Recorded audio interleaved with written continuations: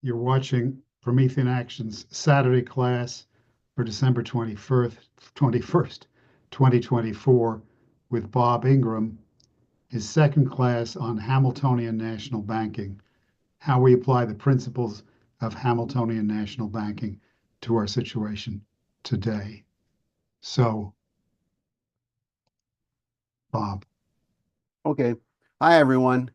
I don't know how many of you were participants in the call last Saturday, but this is the second part of that series. What I tried to do last Saturday was to introduce certain ideas, certain principles as to what national banking really is, what economics really is, and we're going to follow this up tonight. Now, as Tony said, the question is returning to national banking, returning to Hamiltonian national banking today. Now, some people might think that this is, hold on just one second. You're muted. Yeah, I had to say something. Some people might think that this is sort of pie in the sky, that the idea, the famous saying, you can't put toothpaste back in the tube, that sort of thing. But look, Abraham Lincoln did it, and we can do it today.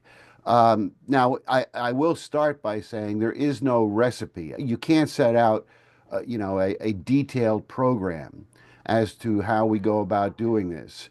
There's no set of rules.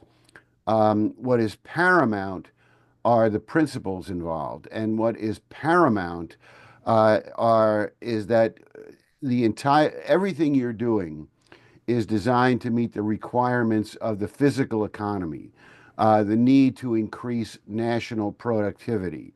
That this comes first, building up the productive power of the economy, building up the physical economy, building for the future is the goal, and that from that goal, what you devise are the financial policies and the structures to get the job done. Now, if you look at history, what Abraham Lincoln did, which was a national banking policy, was significantly different in a number of ways from what Hamilton did. And what Franklin Roosevelt later did was significantly different from what Abraham Lincoln did. And what we are going to do today under Trump, what we are proposing to do, will be significantly different from all of the previous efforts. Uh, the importance is not in the specifics per se. What is critical is the intention, and what is critical is that you follow certain defined principles. Um, and To just sort of get the ball rolling here, I will define, or I will, put forward three principles that are paramount to whatever specific initiatives we undertake today. Um, the first is, as I already mentioned, that our primary goal is to grow, is to restart and grow the productive economy. Manufacturing, technology, agriculture, infrastructure, frontier work in science, expanding energy production, expanding fresh water delivery systems, um, making the nation more productive is our goal.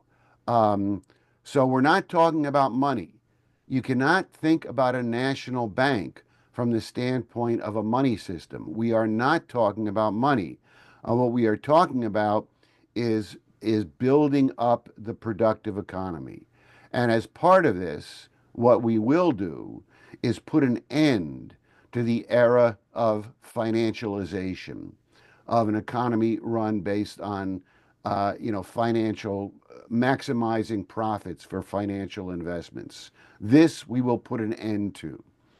The second principle involved is that we are going to return our nation to constitutional banking, to outlaw all practices which flagrantly violate the U.S. Constitution.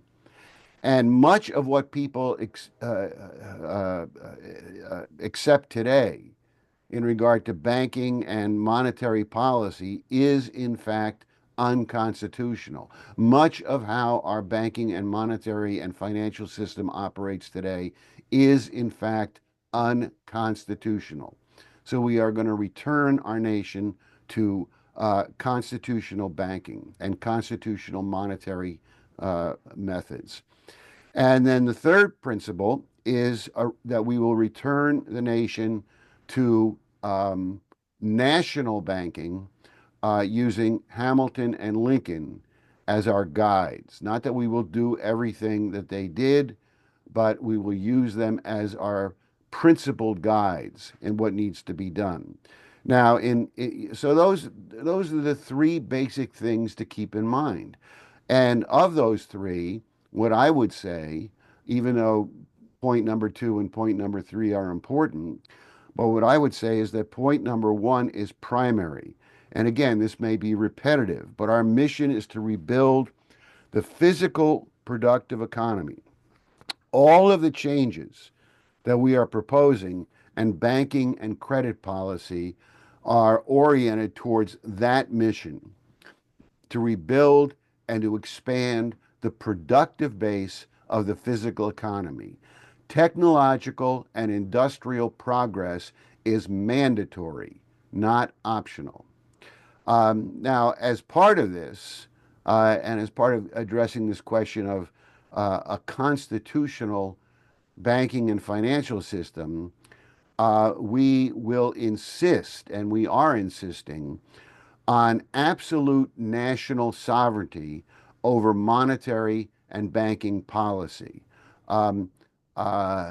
This is the only constitutional approach. This is what is specified in the United States Constitution, that our elected leaders, our Congress, our government of the people has a monopoly right over the issuance of legal tender currency and over how that currency is emitted and how it is put into circulation.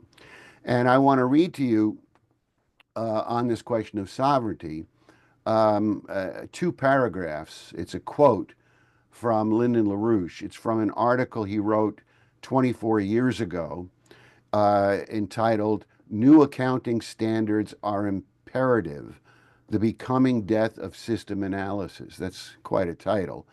But in that article, this is just a very short, obvious extract from the article, but in that article, LaRouche writes, quote, the essential difference between a sovereign nation state and a financier-rentier dominated form of feudal oligarchical society is expressed as the difference between national banking and central banking.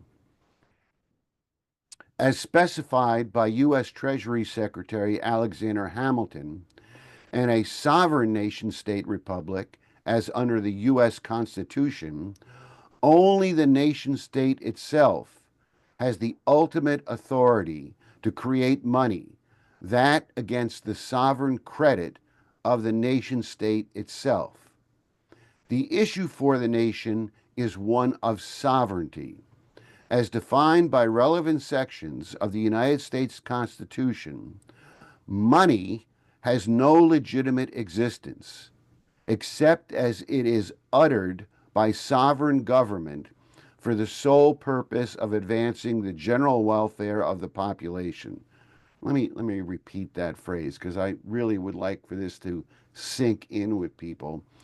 Money has no legitimate existence except as it is uttered by sovereign government for the sole purpose of advancing the general welfare of the population. The manner whereby such national credit is issued, how it is put to use, and the rules by which it is governed are entirely within the discretion of the national government, which, for those who might object to that, that is precisely and explicitly what the U.S. Constitution says. Uh, all private financial institutions are subservient to this sovereign power and the commitment of government to the general welfare. So that's from LaRouche. Now, what I'm going to do here, there's a few things I'm going to go through, and some I'm really only going to touch on, even though they might be of great importance. There's just not time to go through all of this in depth. And I want to keep a certain focus on these remarks anyway. So, what I'm going to do here is just go directly into the question of national banking.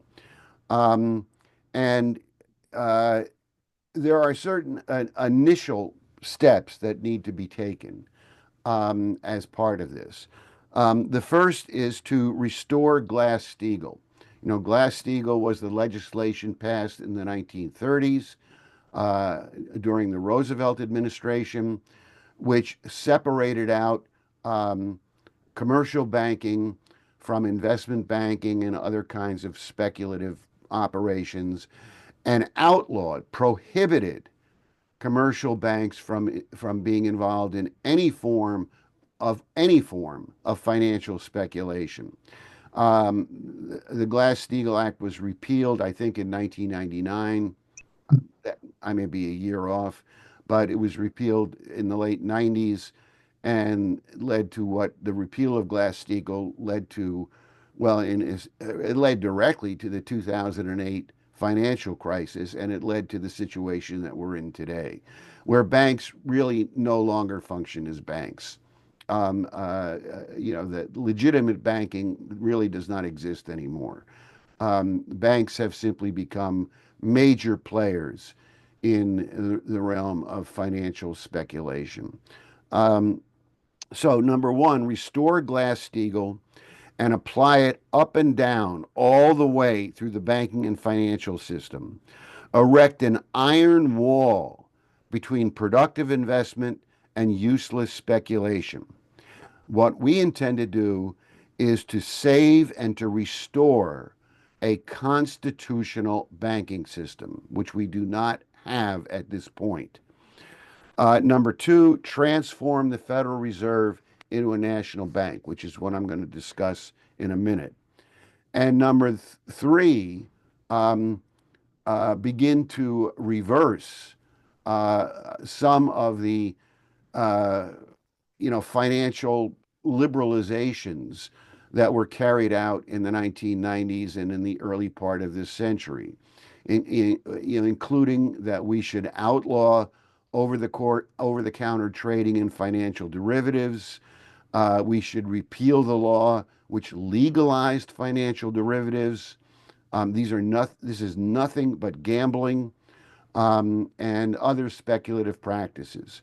Um, Gambling debts are worthless assets, and it will be the policy under a national bank, under a constitutional banking system, that we will no longer honor gambling debts, that there will be no bailouts, zero bailouts for people engaged in financial speculation, um, which is what we should have done in 2008. These investment banks like Bear Stearns and Lehman Brothers and Goldman Sachs that were involved in massive financial speculation, we should not have bailed any of them out. We should have let them go under. Um, so, the question of how do we get a national bank?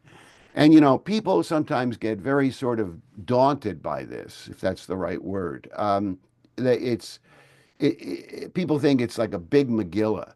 Oh my God, how do we create a national bank? Do we have to go back and study exactly what Hamilton did or what was done with the Second National Bank? Do we have to read the legislation on how they went about doing that and all of that? This sounds like something we would never get Congress to pass, et cetera, et cetera. But really, it's not that hard. And in fact, taking the system we have today um, and out of that system, creating a national bank is actually, believe it or not, very, very simple. And I mean that. It's very simple. And there are really only three things that need to be done. Now, you could do it in other ways. And, but in terms of how would be the easiest way to do it today, there's only three things that need to be done. First of all, um, through an act of Congress, you introduce legislation into Congress um, whereby the Federal Reserve will be placed under the direction of the U.S. Treasury. That you will end the independence of the Federal Reserve, and you will simply make the Federal Reserve a subservient agent of the U.S. Treasury. Now, this is not so, you know, this is not something that can't be done because, as many of you know, as all of you probably know, many people today, including Donald Trump himself, many people today are talking about ending the independence of the Federal Reserve. And this is all you have to do. You pass a law through Congress ending the independence of the Federal Reserve and placing it as a sub uh, agency under the direction of the United States Treasury. Now that would be constitutional to do that. Secondly, at the same time, you enact rules through the U.S. Treasury, since the Federal Reserve is no longer independent. You enact rules through the U.S. Treasury prohibiting the Federal Reserve from printing money. That henceforth, all money that is put into circulation will be authorized by Congress, and it will be put into circulation by the U.S. Treasury in the form of U.S. Treasury notes. Um, and that the role of the Federal Reserve will simply be uh, uh, uh, to aid in the circulation of these U.S. Treasury notes. But the Federal Reserve will have no authority to print money itself. And third, you will abolish the current practice of the Federal Reserve purchasing U.S. government debt. You will abolish the Open Market Committee. You'll shut down the discount window, and the practice whereby U.S. government debt is monetized by the Federal Reserve buying up U.S. government debt. This will be abolished. So those are the three basic steps. Um, you end the independence of the Fed. You end the practice of the U.S. Federal Reserve printing currency, fiat currency, and third, you end the practice of the Federal Reserve purchasing U.S. government debt. Now, if you do those three things, what you really have at that point is a national bank, um, because the Fed, um, because the Federal Reserve has been reduced to a mere agent of the U.S. Treasury Department, and that all new currency which is issued will be issued by the Treasury Department, authorized by the U.S. Congress. So the uh, uh, the look under these procedures, you know, the Federal Reserve will still be there, and you will have Federal Reserve branches all over the country, and the people who are working in those branches will still be there. Um, and these branches of the Federal Reserve, which still exist around the country, will still be there, and they will still have the same relationship to the Federal Reserve, but the Federal Reserve will, for all practical purposes, be a national bank, and will lose its independence and will operate under U.S. Treasury supervision. Um, and uh, um, uh, Under this procedure, what you then adopt is a policy whereby new issuances of currency will be authorized by Congress. Essentially, you could call them a modern version of greenback currency. New issuances of currency will be authorized by Congress, which is what the Constitution says. And that currency will then be deposited into the Federal Reserve. Now, you could rename the Federal Reserve a national bank. You can rename it, this new national bank, this new Federal Reserve under the U.S. Treasury. You can rename that a national bank. You can rename it a Bank of the United States, or you can simply keep calling it the Federal Reserve. You know, a rose by any other name smells as sweet. The name of it doesn't matter. You can call it a national bank, you can call it a Federal Reserve. It doesn't matter what you call it, it's just a name. But what you are creating is an institution, you know, under the U.S. Treasury, which will serve as a depository.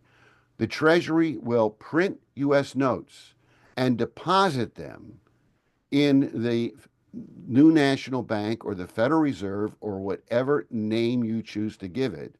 The Treasury will deposit notes in this institution, and then this institution, let's call it a national bank, will then begin to loan these new Treasury notes out um, through and the new bank through the existing Federal Reserve branches that exist today will begin to loan this money out into the private banking system, not to the primary lenders on Wall Street, not to the corrupt fixed game they have today, but to loan this money out um,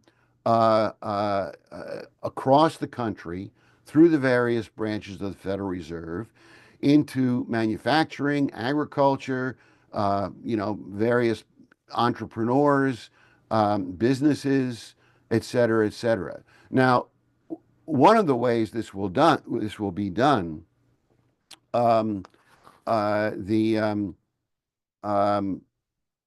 is through what are called participatory loans. And this is how you create essentially a national credit system.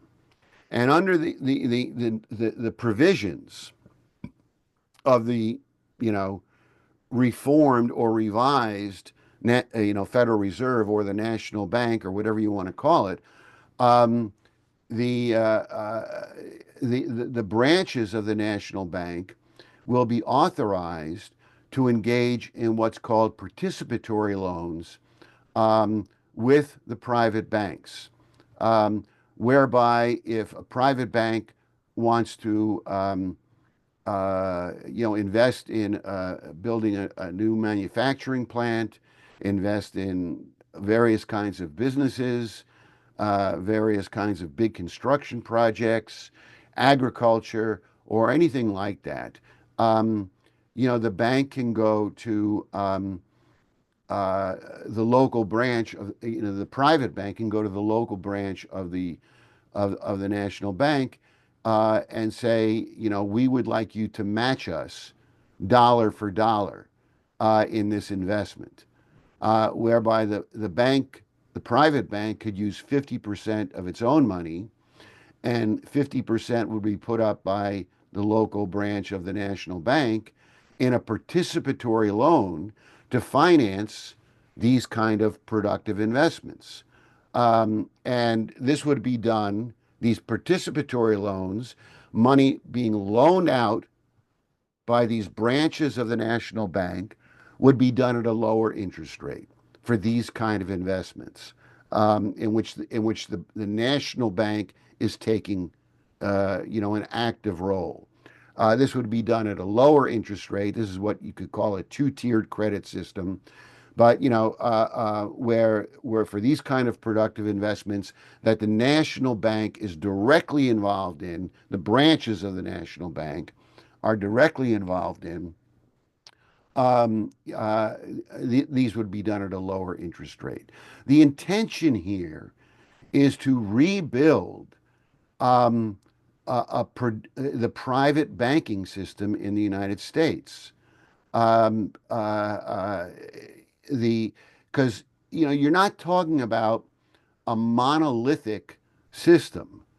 You're not talking about a nationalized banking system in which all the decisions are made by a small group of people sitting in some, hallowed hall somewhere inside a national banking building where this is all being done.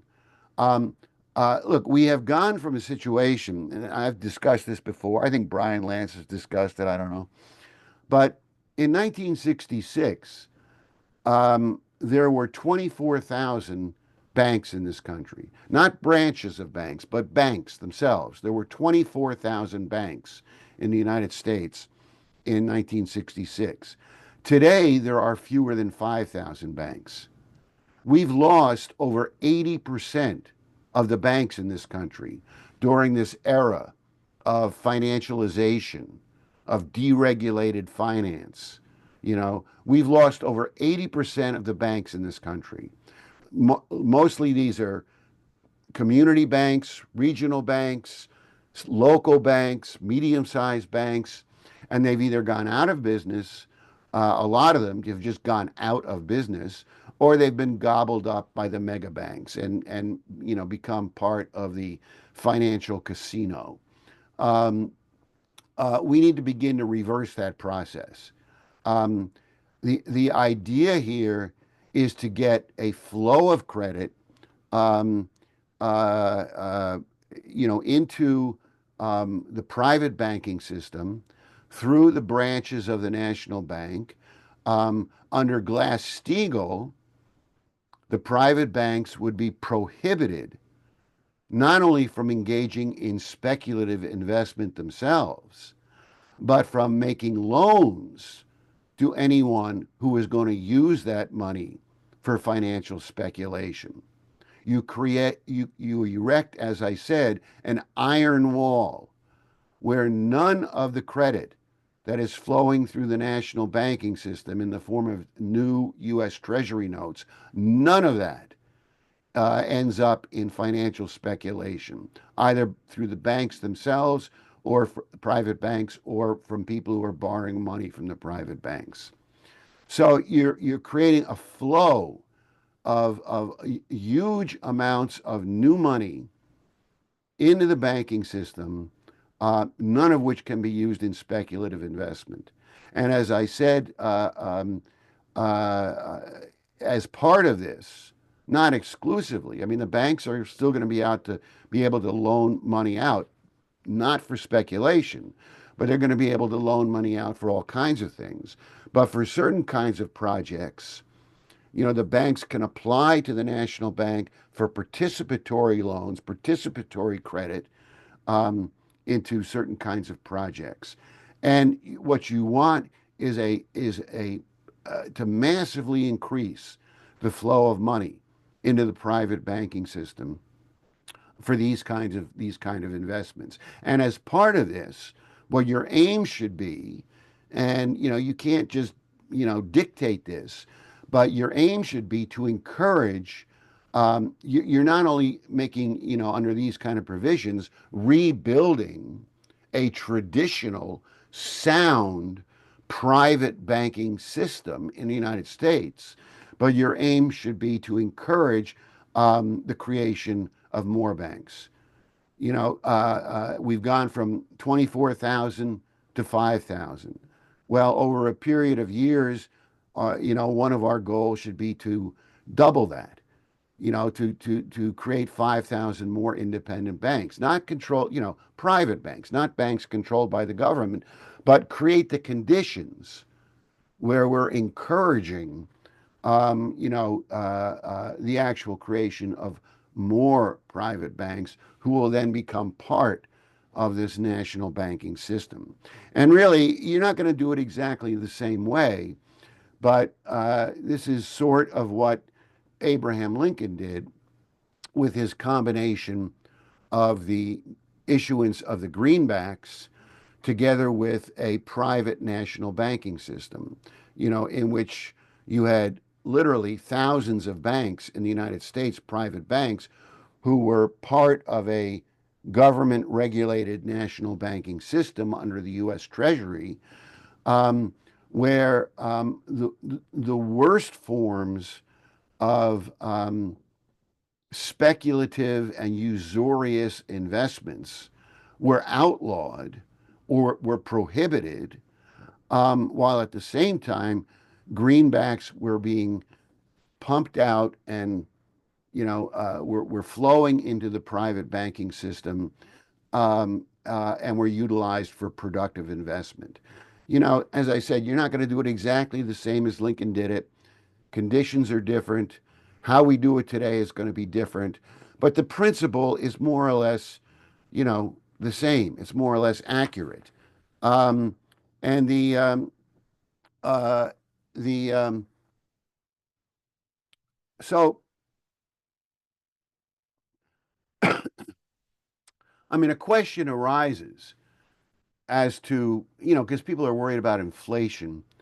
The question arises as to how much money, let's call them greenbacks, what are, just for the sake of argument, uh, how many new U.S. notes, what volume of these new greenbacks can Congress authorize?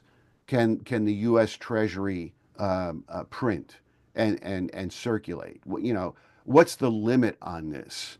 Um, Now, in 1980, Lyndon LaRouche actually put a dollar figure on it, believe it or not, in one of the things he wrote, where he said that the type of new credit system you want to create would generate minimally $400 billion a year annually in hard commodity credit issued through a national banking system. Now, that was 44 years ago. And today, if you wanted to put a dollar figure on it, it would unquestionably be substantially higher than $400 billion. But really, you don't need to put a dollar figure on it, because there should be a certain amount of prudence. I mean, you can't just turn on the printing presses and print, $100 trillion of new money. So there has to be a certain amount of prudence on what you're doing. But you also don't want to set a mathematical limit, because in truth, there is no limit on how much money that Congress could authorize and the Treasury could put into circulation, as long as you follow certain basic guidelines, um, which is number one, again, um, as they say, keep your eye on the prize, right? What you are doing here is you are creating a credit system, and you are returning our banking system to a constitutional banking system, and you are returning the power to print money and circulate money to our sovereign government, and taking that power away from the private Federal Reserve System as it exists today. You're returning to a constitutional system, and you're emitting constitutional money, but you are only doing it I mean, you're not only doing it, but your primary intention, as I said several times earlier, your primary intention is to create a system whereby you are generating credit for the massive, rapid, revolutionary development of your physical economy, your productive economy. Um,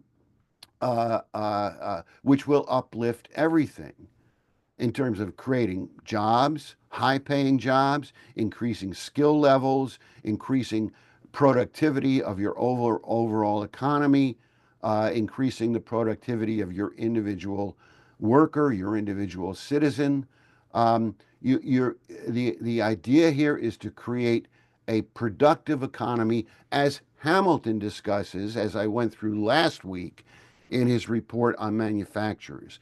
That is the intention here. And the financial system you're erecting and the procedures you're erecting for that purpose. That's the prize. That's what you're doing.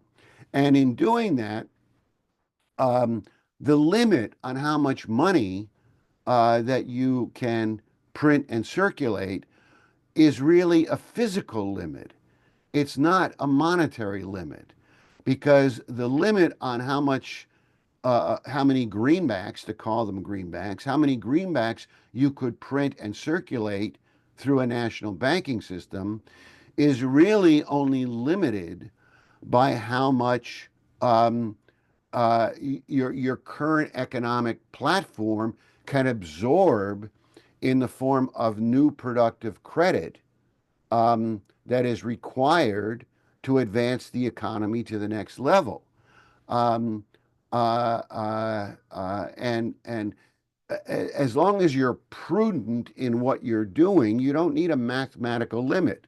There's no, forget monetary theory. Forget what the Federal Reserve does today. It's all nonsense. It is all nonsense. Um, as long as this is your orientation, as long as you have Glass-Steagall, as long as as the flow of new U.S. Treasury notes is flowing, overwhelmingly into, useful and productive investment. Um, the uh, as long as you're doing that, you're not going to create inflation. This is not inflationary, and in fact, the extent to which you're creating new physical wealth, you have scientific advancement, you have new technologies being spun off like today from SpaceX and other things.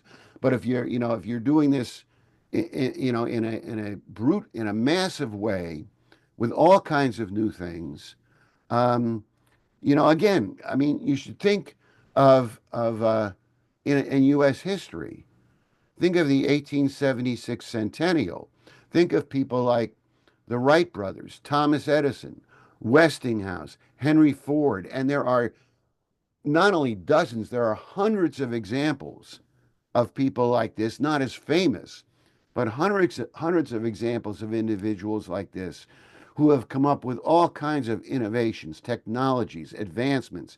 As long as you're doing that, and as long as these are being spread out into society, in fact, increases in the money supply, which are making this kind of advance possible, um, this contradicts monetary theory because increases in the money supply to accomplish this kind of productive advancement will actually be deflationary.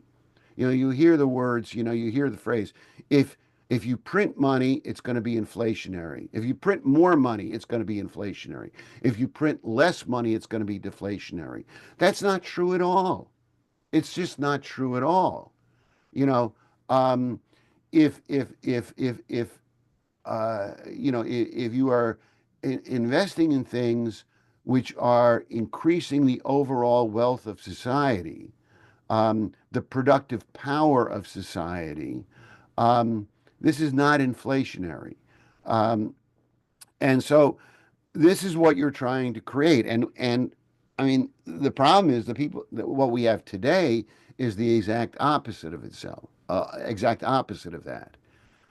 You've got the Federal Reserve, um, which really manages a parasitical financial system, monetary system, and it's done through this absolutely insane and really, you could say, treasonous operation where um, we now have a system where the printing of money by the Federal Reserve, not money, Federal Reserve notes, they're not really legitimate, but the printing of Federal Reserve notes is tied directly to, a permanent arrangement of increasing the U.S. government debt.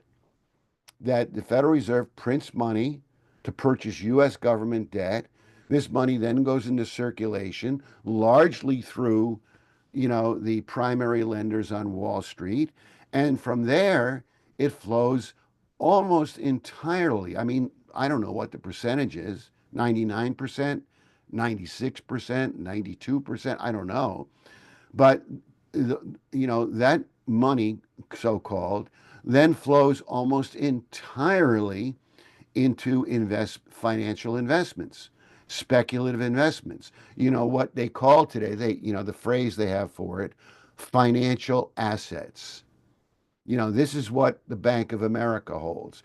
This is what Wells Fargo holds. This is what Goldman Sachs holds. They hold financial assets, which they're not anything real. They're just claims on streams of income from speculative, usurious financial contracts. And that's how the Federal Reserve System is working today. And we have to put an end to it. We have to put an end to it. And, this question of debt, I mean, the US government debt is different because we are constitutionally obligated to honor U.S. government debt. You cannot repudiate U.S. government debt. We're just going to have to work over time on paying some of this debt down. It's not as big of a crisis as people think it is. It can be consolidated. The primary thing, as President Trump has said over and over and over again, is that we're going to produce our way out of this crisis. And that's not hot air. That's not just a catchphrase. What we're talking about here is creating a productive economy and a national credit system capable of non-linear leaps in the productive power of the economy. And we can, and this is really the way out of this crisis of, government debt. But in terms of the other debt, which is crushing society, and we are living under a massive amount of debt, financial debt, corporate debt, personal debt, it is my view that towards this, and I think it coheres somewhat, maybe not exactly, I don't know. He's not alive, so I can't ask him.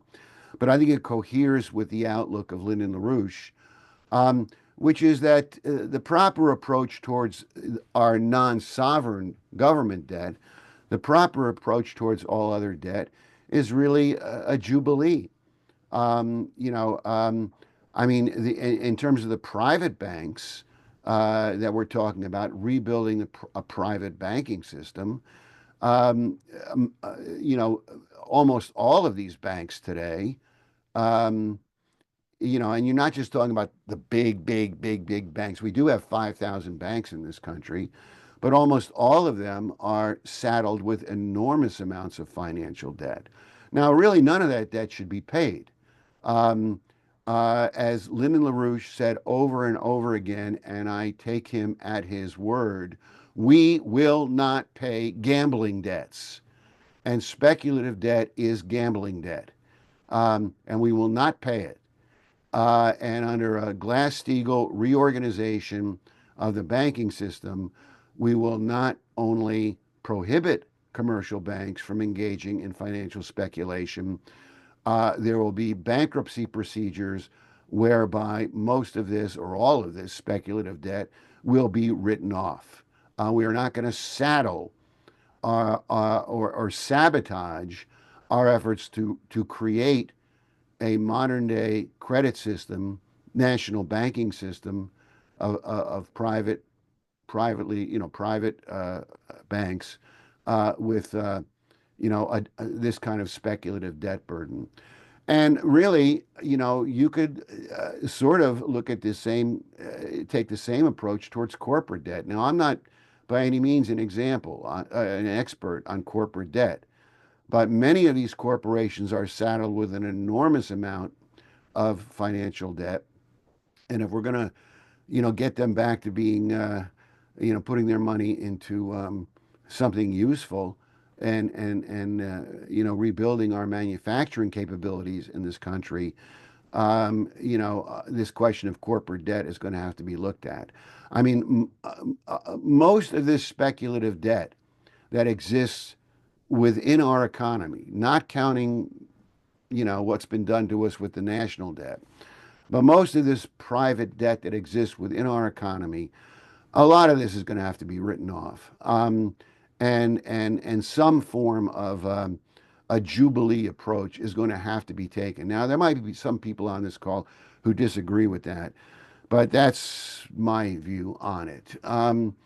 Now, there are a couple of other things I just want to touch on before I end. Um, I mean, I don't have time to go into it tonight. I would refer people back to Will Wirtz's classes on this from several months ago. But there is the whole question of returning to a gold-backed monetary system, negotiating a new Bretton Woods agreement with fixed exchange rates, which we're going to need some partners to get going. Russia, China, India, maybe some other countries, but at least a handful of major nations who will sit down and begin to negotiate this. You don't need everyone to begin with, but we've got to return to stable currencies, which means a fixed exchange rate, gold-backed currencies. We've got to we have to end the era of financial speculation. I mean, people may not be aware of it today, but one of the largest forms of speculation that exists in the world today, outright speculation, gambling, gambling, financial speculations. One of the largest components of this in the world today is currency speculation. And we have to put an end to that. We do not need a world financial system run by gamblers and speculators. What they used to call in the back in the 18th century. They didn't have this kind of system, but in around things like the South Sea bubble and things like that. People that Daniel Defoe denounced as stock jobbers, people who didn't care about anything except, driving up and down certain prices in the market so that they could, make a killing through speculation. Um, I mean, you can't outlaw all of this. You need a stock market. You need things like this. There's nothing wrong with people, taking speculative chances on new companies. I mean, if you invest in a new company, that company might fail. You might lose your money, but you cannot have a banking system and a monetary system, and you can't have the value of our currency, our sovereign currency, you know, our constitutional currency determined by gamblers and speculators. So, new Bretton Woods agreements are absolutely essential, but I can't go into that more than just these brief comments tonight. So the I'm going to just sort of end with a few things from LaRouche. I'm going to read to you the basic outline of something he put forward in 2014. Many of you who are on the call tonight are familiar with it. But in 2014, LaRouche issued his 4 new laws to save the USA now. Um, and he elaborates on this, but I'm just going to give you the 4 laws. Number one, immediate reenactment of the Glass-Steagall Law instituted under President Franklin Roosevelt without modification. That is no new modern version of the Glass-Steagall Law, but reenactment of the original law as it was written during the Roosevelt administration. Number two, a return to a system of national banking, which is what I've spent most of this class tonight discussing. Number three, the creation of a federal credit system to generate high productivity trends in improvements of employment, with the accompanying intention to increase the physical economic productivity and the standard of living of the persons and households of the United States. And I've discussed a little bit tonight some of the aspects of creating such a new credit system. And number four, adopt a fusion driver crash program. And I'm not really going to discuss that at all. But, I would just, it's my view. I don't know. If LaRouche were alive, he might disagree with this. I don't know. But it's my view that, we need fusion power. We need a crash program in fusion to develop fusion energy. But we have to think about how we do that.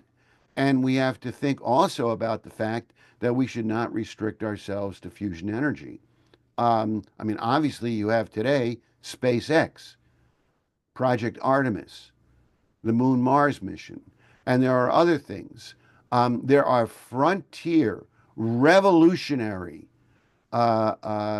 ideas, in science, in technology, things which will have nonlinear impacts on taking us to a new economic platform in terms of human society. And we should be looking at all of these. We should have an open mind as to how to move a number of these things forward. So I don't think that's in contradiction to a fusion driver crash program. So I'm just going to end to you by reading to you another quote from Lynn, and then we'll open it up. Because, again, this gets back to the intention of what you're doing. But in 2007, LaRouche authored a paper on capital budgeting. Capital budgeting. I don't have the exact title of the paper here, but it was 2007. And I'm going to read you two paragraphs from this. And he says the following: the American system of political economy defines money, as our federal constitutional system does, as a monopoly of the federal government. Now, I will just say to those who, I'm going to interject here because I've said this, but I want to repeat it. For those of a certain libertarian viewpoint, that somehow giving the federal government a monopoly over the issuance and circulation of money is somehow creating some bureaucratic dictatorship or something.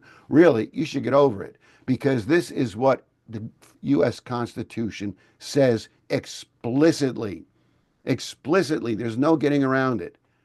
That the U.S. government, our elected government, the government of we the people, through our elected officials, through Congress, through the U.S. Treasury, has a monopoly power over the printing and circulation of sovereign, legal tender U.S. currency. And LaRouche goes on to say, so that's my aside, LaRouche goes on to say, whereas the Anglo-Dutch liberal system's commitment to monetarist free trade defines a Hobbesian system of each in a war against all, the characteristic of the Hobbesian beastman is the Anglo-Dutch liberal misdefinition of human nature, which is in fact man as a beast, right? Each against all. Capital budgeting means constantly watching the shifts in productivity and standard of living in a county or multi-county area. This is where the regional branches of the national bank come in. It means emphasizing the importance of growth of physical output per capita and per square kilometer in each such area. It means promoting physical production in agriculture, manufacturing, and related research and development as primary. That primary emphasis requires a continually improving standard of intellectual and social life. The nation is then united by the development of the common means of connecting and coordinating these communities into a dynamic whole. So that is LaRouche's, excerpt of some comments of LaRouche on the subject of capital budgeting. And that really encapsulates what national banking really is. So, with that, I will end my presentation. Terrific. Thank you very much.